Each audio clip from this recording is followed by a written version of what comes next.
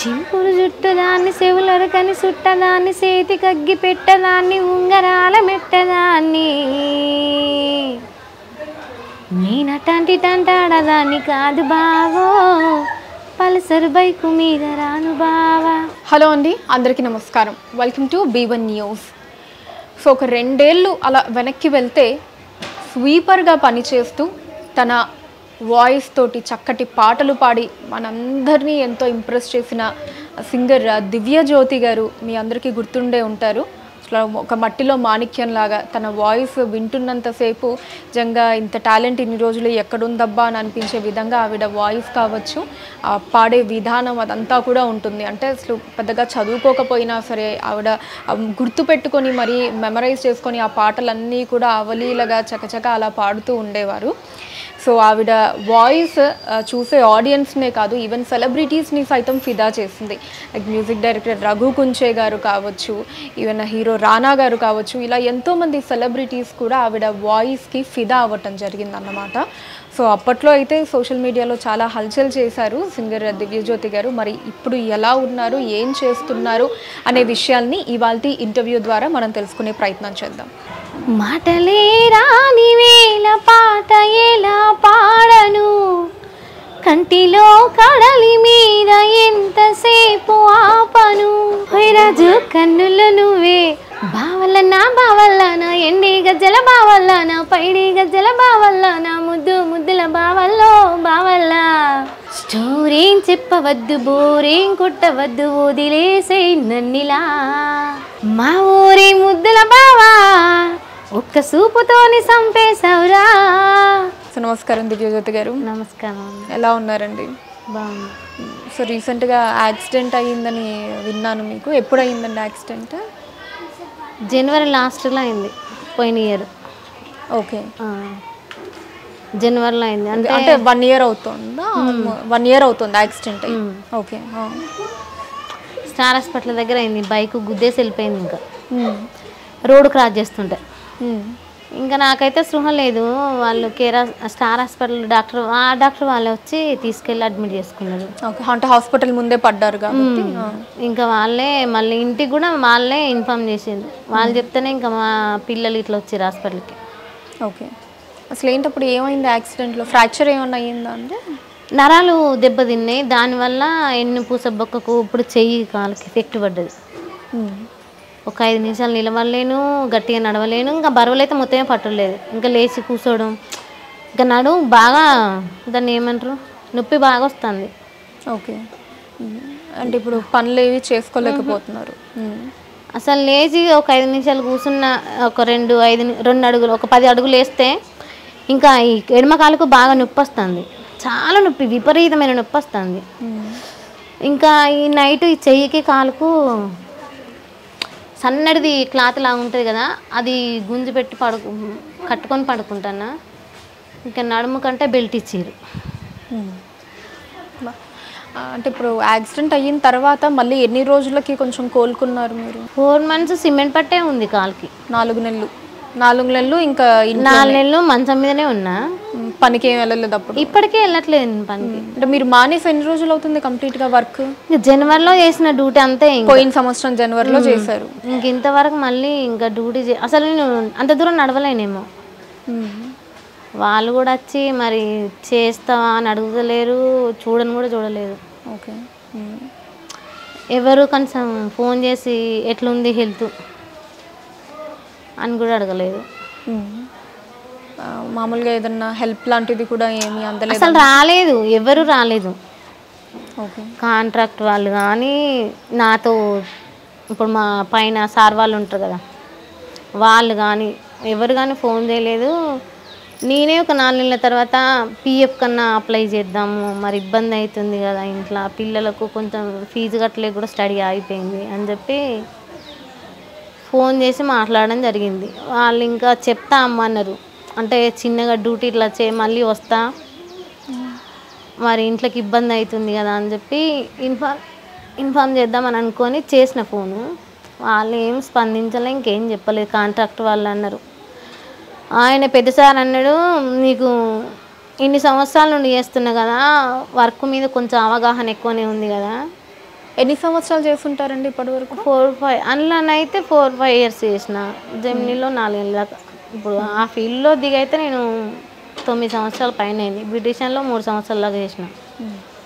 ఆయన ఏమన్నాడంటే సారు, నేను మీ దగ్గరికి వద్దామంటే మాకు హెల్ప్ పరంగా చేద్దామని అనుకున్నాము, కానీ అడ్రస్ తెలియలేక అయిపోయినాం అంటే 100 రీజన్లు చెప్తారు సార్. మీరు ఫోన్ చేస్తే కాంటాక్ట్లోనే ఉంటాం కదా, కనీసం ఎట్లుందమ్మా అని పలకరించలేదు, హెల్ప్ దాకా పోతున్నావు, కనీసం బాగున్నావు అమ్మని కూడా పలకరించలేదు ఇది అని చెప్పి మాట్లాడడం జరిగింది. మాట్లాడితే ఏమన్నాడంటే ఆయన, నీకు సూపర్వైజర్ పోస్ట్ ఇస్తామ్మా నువ్వు చేస్తా అనుకుంటే అన్నాడు.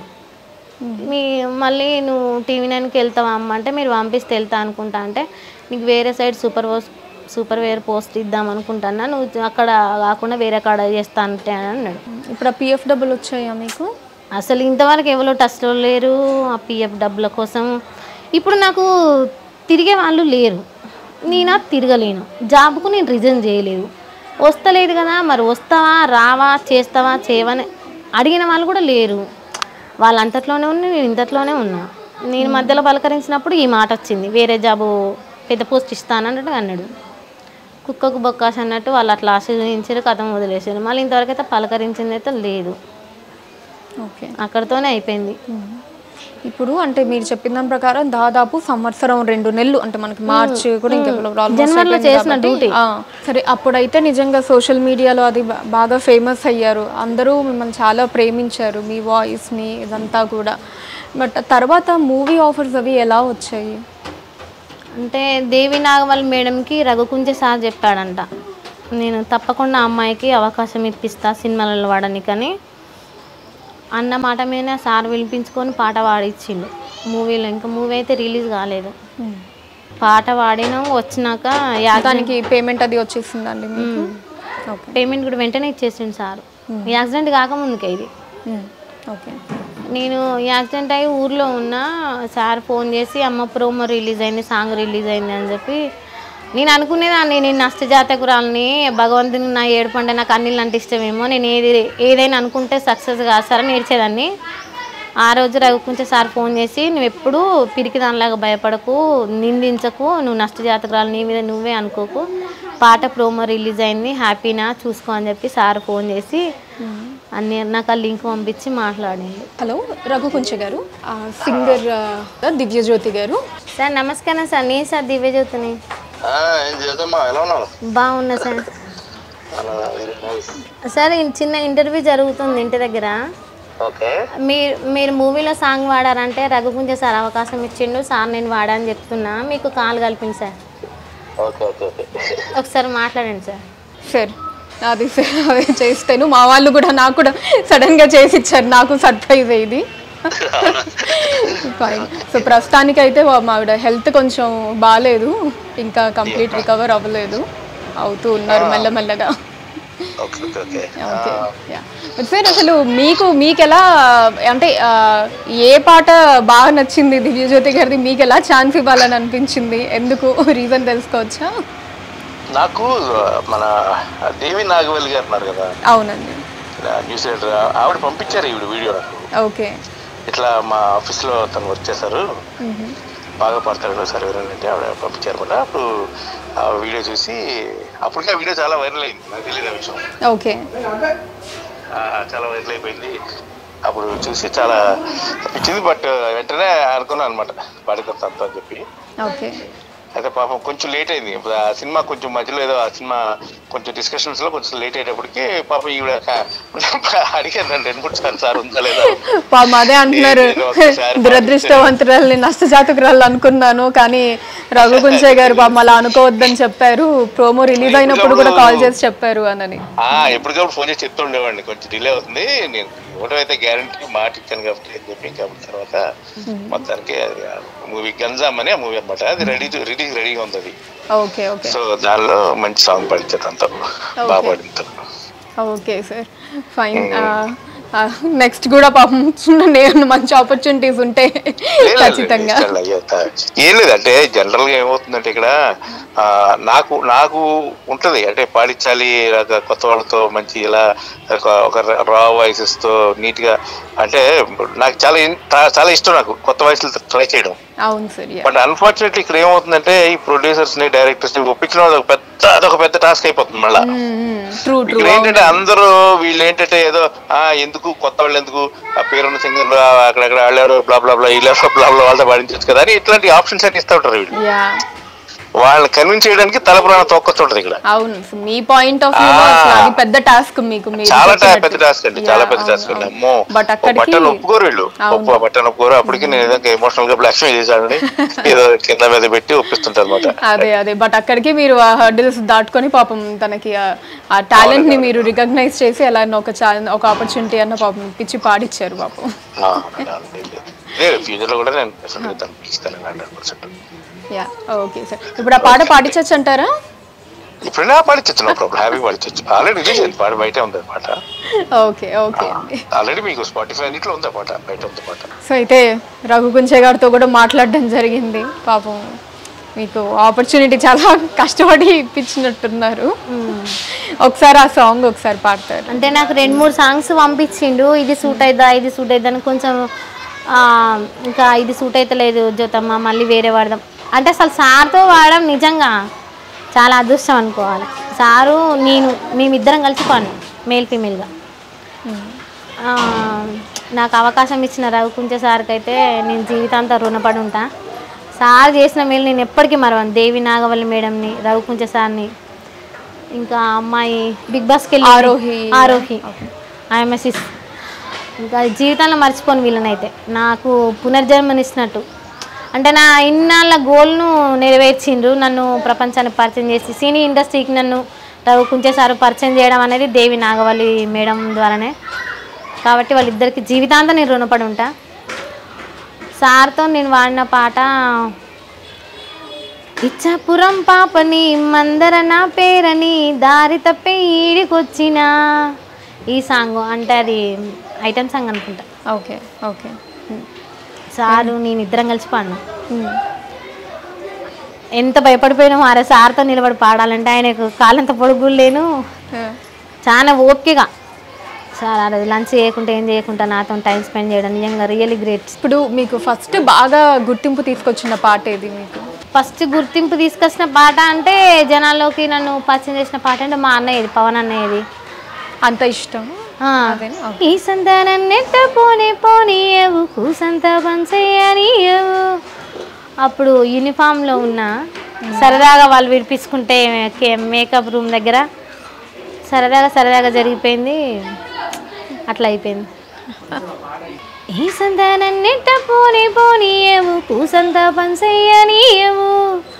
ఇంతుడివి గాని సంటోడివి నువ్వు ముద్దిస్తే మారాము చెయ్యవు. గాలి కౌగిల్లుగా నన్ను సుట్టేసి ఉండవు ఊపిరాడని ఊరయ్యా. నా పుట్టు మచ్చలకు తోడ ఉట్టినవు నీకు నాకు దిష్టిదీయా. ఈ పాట మా చిన్న పాప ద్వారా విన్నా నేను.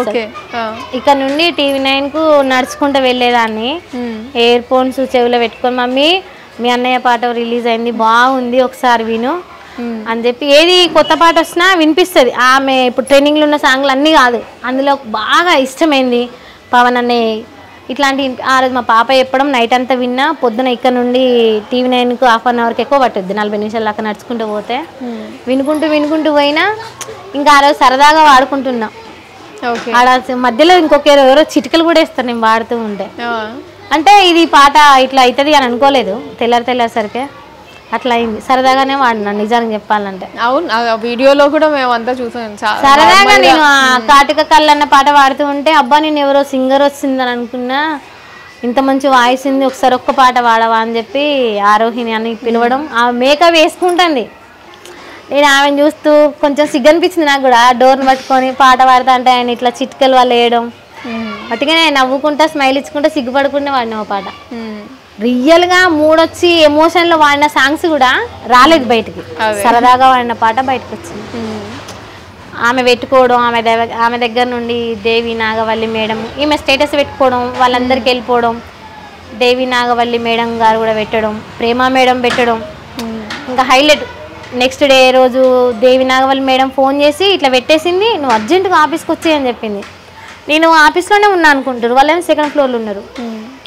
ఇంకా సెకండ్ ఫ్లోర్లో ప్రేమ మేడం ఉంది. ప్రేమ మేడం ఫోన్ చేయడం ఇంకా షాక్ నాకు. అసలు ఆమెతో మాట్లాడాలంటేనే వణుకు పుట్టేది. దేవి నాగవల్లి మేడంతో, ప్రేమ మేడంతో. దేవి నాగవల్లి మేడంతో 1 year బ్యాకే మేము బతుకమ్మ ఆడేటప్పుడు ఒక పాట కూడా రీల్ చేసినాం, డ్యాన్స్ స్టెప్స్ చేస్తా అంటే కొంచెం ఆమె ఫ్రెండ్లీగా అయిపోయింది. ఇంకా ప్రేమ మేడం అంటే హడల్. అట్లాంటిది ఆ మేడం కూడా ఫోన్ చేయడం, మేడం నీ ఇంటి దగ్గర ఉన్నట్టు నువ్వు అర్జెంటుగా వచ్చేయి అనడం. నేను ఏం తప్పు చేసినా అని భయపడకుండా పోయినా. అక్కడ పోయేసరికి నన్ను మేడం లైవ్లో ఉంది, స్టూడియోలో ఉంది, ఒక 5 minutes ఆపేసి నాతో మాట్లాడింది దేవి నాగవల్లి మేడం. ప్రేమ మేడం హద్దుకొని ఒక పాట వాడేసుకుంది, రికార్డింగ్ రూమ్లోకి తీసుకెళ్ళి. వండలు అసలు చెప్పద్దు, ఆనందం అయితే తట్టుకో. నాకు మాటలు రాలేదు, ఏడుపస్తాను, కళ్ళ నుండి ఏడుపస్తానే ఉన్నది. కంప్లీట్గా నీళ్ళు గారిపోయినాయి. ఏ జ్యోతి నువ్వు మా పక్కనే ఉన్నావు, నీ టాలెంట్ మేము గుర్తుపట్టలేదు, ఇంత మంచి వాయిస్ ఉన్నది అనబ్బా, నీకోసం ఎంతమంది కనెక్ట్ అయ్యారో చూడు, నీకోసం ఎవరెవరు మెసేజ్ పెట్టిరో చూడని ఇక ప్రేమ మేడం నన్ను పక్కన పిలిపించుకొని నడుమే చేసి ఇట్లా గట్టిగా పట్టుకొని ఇక చూపిస్తూనే ఉన్నాయి మెసేజ్లు అన్నీ. రానా సారు, ఇంకెవరెవరో చాలామంది సినీ ఫీల్డ్ వాళ్ళు చాలామంది కనెక్ట్ అయ్యారు అది ఇది అని చెప్పి. ఇదంతా జరిగిన తర్వాత షోస్కి కూడా వెళ్ళారు కదండి, మామూలు ఈటీవీలో కావచ్చు, మా టీవీకి. శ్రీదేవి డ్రామా కంపెనీ వాళ్ళకి థ్యాంక్స్ చెప్పుకోవాలి, వాళ్ళు పిలిపించుకున్నారు, వాళ్ళు చాలా పేమెంట్ ఇచ్చారు. ఓకే, రియల్లీ గ్రేట్ సార్ వాళ్ళకి. వాళ్ళైతే నేను కష్టాల్లో ఉన్నప్పుడు వాళ్ళు పిలిపించుకున్నారు, 30,000 పైన వాళ్ళు హెల్ప్ చేసిండ్రు. వేరే ఛానల్ వాళ్ళు బతుకమ్మ దసరాకి, దసరా పండుగకి వనిత టీవీ వాళ్ళు కూడా పిలుచుకున్నారు. ఉగాది కూడా వనిత టీవీ వాళ్ళు నాకు పిలిపించుకున్నారు. సో తర్వాత మళ్ళీ మా టీవీకి కూడా ఒక ప్రోగ్రామ్ చేశారండి. మా టీవీలో అంటే నేను మా టీవీకి ప్రోగ్రామ్ చేయలేదు. అప్పుడు ఆ సార్ వాళ్ళు, డైరెక్టర్ వాళ్ళు, సార్ వాళ్ళు మా టీవీ వాళ్ళు ఫోన్ చేసి, అమ్మ మీకు అప్పుడు దసరా పండుగ ఏదో ఫెస్టివల్ ఉంది అంటే మీరు రావాలమ్మా అని చెప్పి అన్నారు. కాకపోతే వచ్చే ముందు లెటర్ తీసుకొని రమ్మన్నారు. లెటరు ఎవరు ఇస్తారంటే రమణ ఇస్తారని చెప్పంటే రమణకు ఫోన్ చేస్తే రమణ ఇవ్వనన్నాడు. ఇంకా అప్పుడు మాటి వాళ్ళు సార్ వాళ్ళ లైన్లో ఉండగానే కాన్ఫరెన్స్ పెట్టిన రమణకి, డైరెక్ట్ రమణతోనే మాట్లాడదామమ్మా కలుపు అన్నాడు. కలిపినాక ఆయన ఇవ్వనన్నాడు లెటరు. నన్ను పిలిపిస్తా, నేను వస్తా, మీరు నాకు ఎంత పేమెంట్ ఇస్తానని ఆయన అడిగిండు. మీకు ఇవ్వమండి, మేము దివ్యజ్యోతిని పిలిపించుకుంటున్నాం కాబట్టి ఆమెకే ఇస్తామని చెప్పారు. ఆయన లెటర్ ఇవ్వనన్నాడు. ఇంకా నేను వెళ్ళలేదు. ఆయన లెటర్ ఇవ్వకుంటే వీళ్ళు రానివ్వరంట కదా, వీళ్ళకేమో పడతాయి అంట కదా, వాటిని ఏమంటారు, కాపీ రైట్స్ ఏమో పడతాయి అంట లెటర్ ఇవ్వకుంటే. ఆయన ఇవ్వలేదు నాకు. అట్లా 2-3 ప్రోగ్రామ్స్ అయిపోయినా. అప్పుడు పేమెంట్ మంచిగానే ఇస్తామని చెప్పారు. ఆ పేమెంట్ నాకు ఇచ్చేది ఎంత ఇచ్చినా నేను ఆయనకు రమణకి ఇస్తా అని చెప్పిన. నాకు కనీసం లెటర్ ఇవ్వండి, నాకు ఇంకా అవకాశాలు ఎక్కువ వస్తే అన్న ఆరాటం ఉంటుంది కదా, కానీ ఆయన ఇవ్వలేదు నాకు. ఓకే, సో అలాగా అయితే ఆ ప్రోగ్రామ్ పోయి మా టీవీ వాళ్ళ ప్రోగ్రామ్ ఆగిపోయింది అలా. ఓకే, మళ్ళీ మాత్రం ఈ టీవీది కావచ్చు వనిత ఇవి చేసుకున్నారు, అవి డైరెక్ట్గా పిలిపిస్తున్నాను. వనిత టీవీకి వెళ్ళినప్పుడు కూడా లెటర్ అడగలేదు. కాకపోతే నేను అప్పుడు రమణకి ఇన్ఫామ్ చేశాను.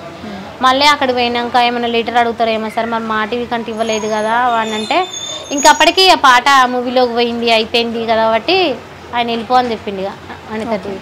ఓకే, వనిత టీవీ వాళ్ళు కూడా కొన్ని డబ్బులు ఇచ్చిందాం, 10,000 ఇచ్చి. పోన్లేండి. సో ఇప్పుడు పిల్లలు ఎలా ఉన్నారు, ఏం చదువుతున్నారు? పిల్లల స్టడీ అంటే నేను ఇప్పుడు పోయిన ఇయర్ నుండి వర్క్ చేయట్లేదు. నాకు హాస్పిటల్ ఖర్చులు కూడా చాలా అయిపోతున్నాయి కాబట్టి వాళ్ళకి ఫీజులు కట్టలేని పొజిషన్ చదువు అయిపోయింది. ఎగ్జామ్ ఫీజు చదవట్లేదు ఇద్దరు. ఇంకా చిన్న ఆమెకు ఇప్పుడు రేపటికి లాస్ట్ డేటు, ఎగ్జామ్ ఫీజు కట్టాలా, కాలేజ్ ఫీజు కట్టాలా, లేకపోతే మళ్ళీ ఫైన్తో కట్టాలని చెప్పన్నారంట. ఇంకా పాప అది ఏడుస్తుంది, ఫీజు కట్టాలి. ఆమెకు చిన్న ఆమెకు 40,000 పైన కట్టాలి, పెద్ద పాపకి 2 years కట్టాలి. పోయిన ఇయర్ అంటే ఫీజు కట్టకుంటే ఇంకా వాళ్ళు రానిస్తలేరు. మళ్ళీ ఇంకా ఎగ్జామ్ ఫీజు కూడా కట్టలేని పొజిషన్లో ఉన్నాను. కాలేజ్ ఫీజు కడతలేను, ఎగ్జామ్ ఫీజు కడతలేను. అసలు విషయం ఏంటంటే, నేను ఫస్ట్ ఆఫ్ ఆల్ చెప్పాలంటే ప్రేమ మేడంకి ఏ ఇంటర్వ్యూ చెప్పలేదు. ప్రేమ మేడం నిజంగా నా పాదాభివందనలు. ఆ మేడం ద్వారా నాకు అమెరికాలో ఒక శిల్ప మేడం అనే మేడం ఉంది. ఆ మేడం ఫౌండేషన్ ద్వారా కొంచెం మా పిల్లలకు హెల్ప్ చేస్తా అని చెప్పింది. చిన్న పాపకు 2 years కట్టింది, పెద్ద పాపకు 1 year కట్టింది. ఇంత కూడా కట్టేస్తా అని చెప్పింది. ఆమె ద్వారానైతే నాకు పాపకు 1 year అయితే కట్టింది, పెద్ద పాపకు 1 సంవత్సరం కట్టింది, చిన్న పాపకు 2 సంవత్సరాలు కట్టింది ఫీజు. ఫౌండేషన్ అంటే నాకు తెలియదు. మేడం పేరు మాత్రం శిల్ప మేడం, అమెరికాలో ఉంటుంది మేడం, ఇక్కడ ఉండదు. ఓకే. ఆ అవకాశము నాకు ప్రేమ మేడం ద్వారానే. అంటే మనకి పిల్లలకి చెప్పే వాళ్ళు ఇంపార్టెంట్ కదా నిజంగా, పరిచయం ప్రేమ మేడం ద్వారానే నాకు ఈ అవకాశం. TV9లో కూడా ఇంకొక మేడం హెల్ప్ చేస్తా అని చెప్పింది, పిల్లల చదువు కోసం 50,000 లాగా చేస్తా అని చెప్పింది. బాధపడక జ్యోతి అంది. ఇంతలో ఈ యాక్సిడెంట్ కావడం, ఇంకా నేను ఆ మేడం కలవలేకపోవడం. ఇంటి రెంట్ కూడా 1 year నుండి కట్టట్లేదు. 1 year నుండి ఇంటి రెంట్ కట్టట్లేదు, కరెంటు బిల్లు కూడా కట్టట్లేదు.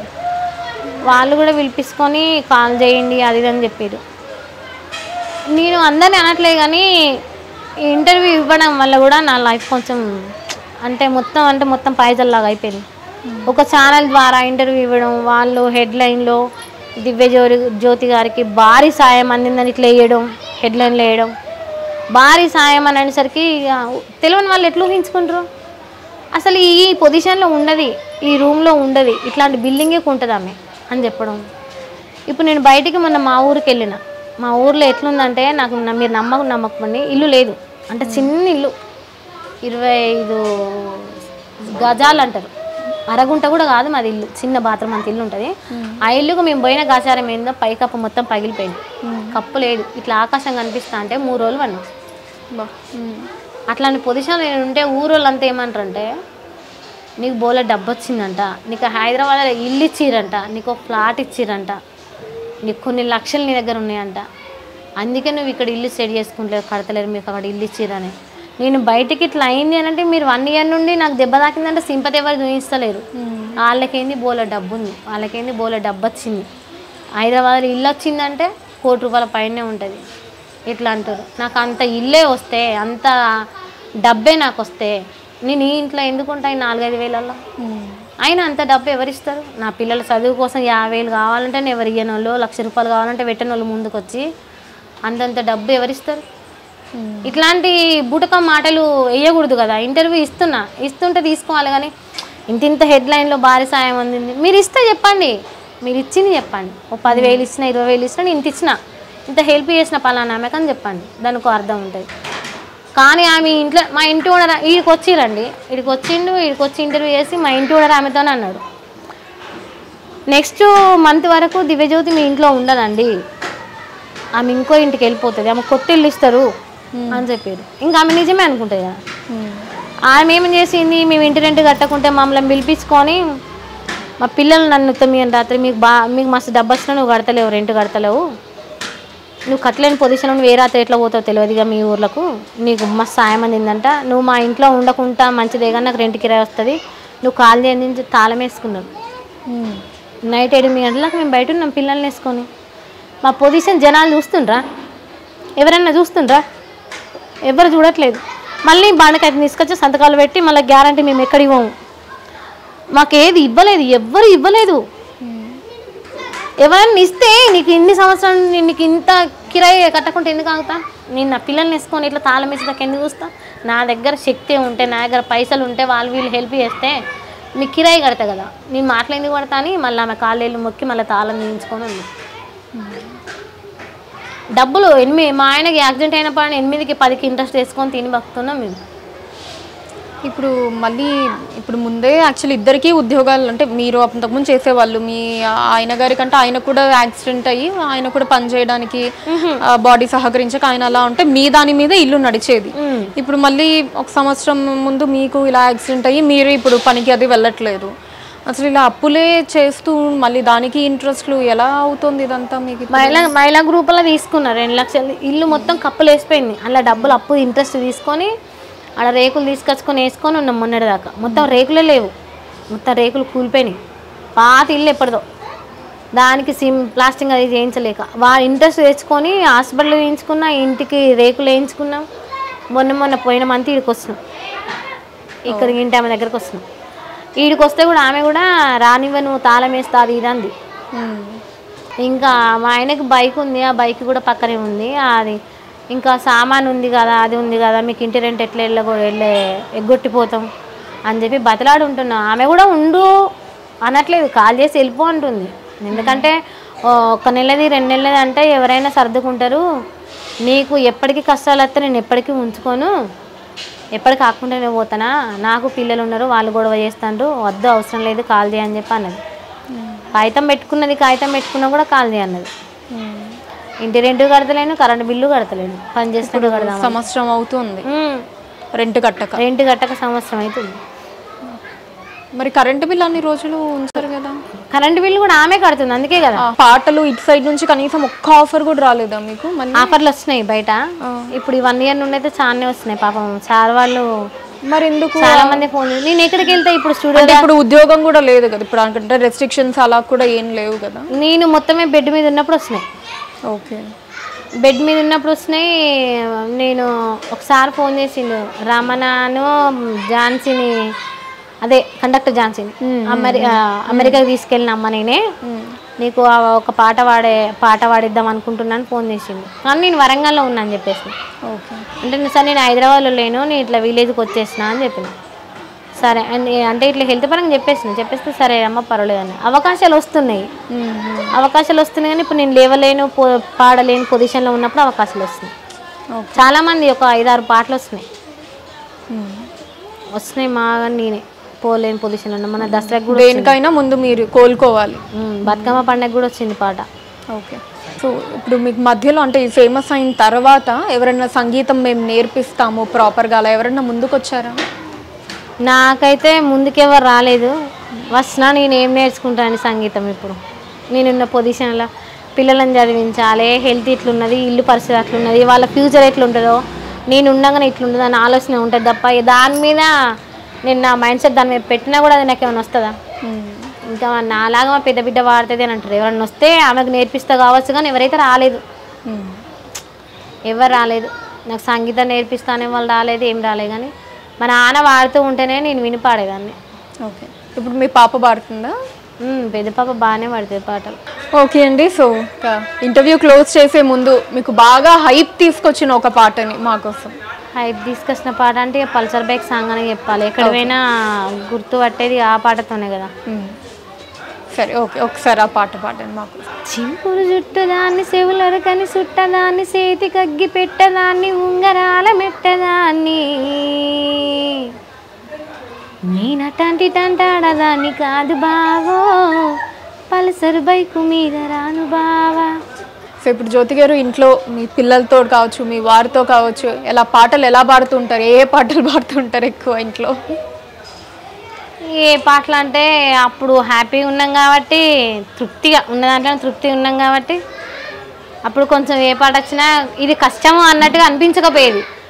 కష్టాన్ని కూడా ఇష్టంగా అనుకొని పాట పాడేదాన్ని. మా ఆయన సీరియస్ అయినా కూడా ఏదైనా ఒక పాట పాడేది ఇక సిచ్యువేషన్ పరంగా. మా ఆయన ఇప్పుడు కోపంగా ఉంటే ఏం పాట పాడతారు మీ ఆయన? హోయ్ రాజు కన్నుల్లో నువ్వే, హోయ్ రాజు గుండెల్లో నువ్వే, హోయ్ రాజు నిన్ను చూడకుంటే మనసాగదయ్యో ఏం మంత్రమే సవయ్యో. ఆ పాట పాడేసరికి మళ్ళీ స్మైల్ ఇచ్చేది. బావల్లనా ఎండి గజ్జల బావల్లనా పైడి గజ్జల బావల్లనా ముద్దు ముద్దుల బావల్లో బావల్లా నా ముద్దు ముద్దుల బావల్లా. ఇప్పటికీ నవ్వకపోతే గిలిగింతలు పెట్టుకుంటే ఈ పాట పాడేదాన్ని, కొంచెం స్మైల్ ఇచ్చేది. ఇంకా కోపం తగ్గకపోతే ఒరే నువ్వు నాకు నచ్చావురా, ఒరే ఐ లవ్ యూరా అని పాడేది. ఇట్లా చిన్న చిన్న పాటలు ఇంకా అప్పుడు సూట్ అయ్యే పాటలు పాడుకుంటూ ఉండేదాన్ని. స్టోరీం చెప్పవద్దు, బోరేం కొట్టవద్దు, వదిలేసే నన్నిలా, సారీ చెప్పలేదా ఫైరింగ్ అపరాధ ఫైటింగ్ ఎంతసేపిలా, నేరం నాదేనులే నిన్ను నమ్మినందుకు వచ్చేసాను కదా ఇంకా వాగుడెందుకు. అయినా నాకు గొడవ అయినప్పుడు కొంచెం ఇది గొడవ సంబంధించిందని చెప్పి ఈ పాట పాడేదాన్ని. ఇక పల్సర్ బైక్ సాంగ్ పాడినాక 1-2 సార్లు ఆయన దగ్గర కూడా పాడినా. అంటే చిప్పిరి ఉంటాయి కదా అని చెప్పి పిచ్చి పిచ్చుకున్నప్పుడు ఆయన దగ్గర పాడేది. చింపిరి జుట్టదాన్ని చెవులొరకని సుట్టదాన్ని సేది లగ్గి పెట్టదాన్ని ఉంగరాల మెట్టదాన్ని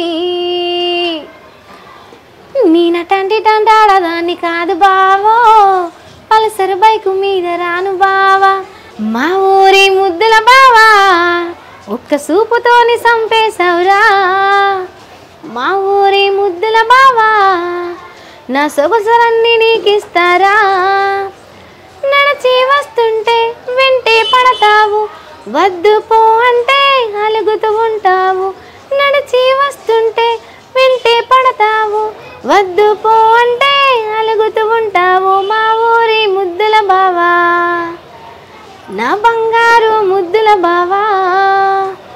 ఇది కూడా నేనే వాడిన పాట కానీ కొంచెం అక్కడక్కడ లైన్లు మా ఆయనకు సూట్ అయినట్టు లిరిక్స్ మార్చేసుకొని పాడుకుంటుండేదాన్ని. సో జ్యోతి గారు మీరు కొంచెం బాగా ఎమోషనల్గా అలా ఉన్నప్పుడు ఏం పాట పాడుకుంటారు? మాటలే రాని వేళ పాట ఎలా పాడను కంటిలో కడలి మీద ఎంతసేపు ఆపను ఓటమే వెంట ఉంటే అడుగు ఎలా కదపను కాలమే కాటు వేస్తే ప్రాణమేలా నిలుచును మట్టిలో కలిపే దేహమే ఇది లేనిపోని ఆశలు రేపేనా విధి పూజకో శాపం దక్కిందా గుండెలో గాయం మిగిలిందా మాటలే రాని వేళ పాట ఎలా పాడను కంటిలో కడలి మీద ఎంతసేపు ఆపను చిన్ననాటి నుండి నాకు తోడు ఒక్కటే నీడలాగా వెంట ఉంది కష్టం ఒక్కటే చిన్ననాటి నుండి నాకు తోడు ఒక్కటే నీడలాగా వెంట ఉంది కష్టం ఒక్కటే ఏడు పంటే కొత్తేమి కాదు బాధ నాకు వింతేమి కాదు ఇప్పుడున్న గుండె కోత ముందు ఎరగను చెప్పుకుంటే తగ్గేది కాదు పంచుకుని తోడంటూ లేరు అంతులేని దారిలోన ఎంత నడవను ఇది నాలో దోషమా ఇది దేవుని శాపమా విధి ఆడే జూదమా మనసంటే మాయేనా. చాలా నిజంగానే ఎమోషనల్ అయిపోయారు బాగా. పిల్లల దగ్గర అయితే పిల్లల దగ్గర ఏం పాట పాడుతుంటారు?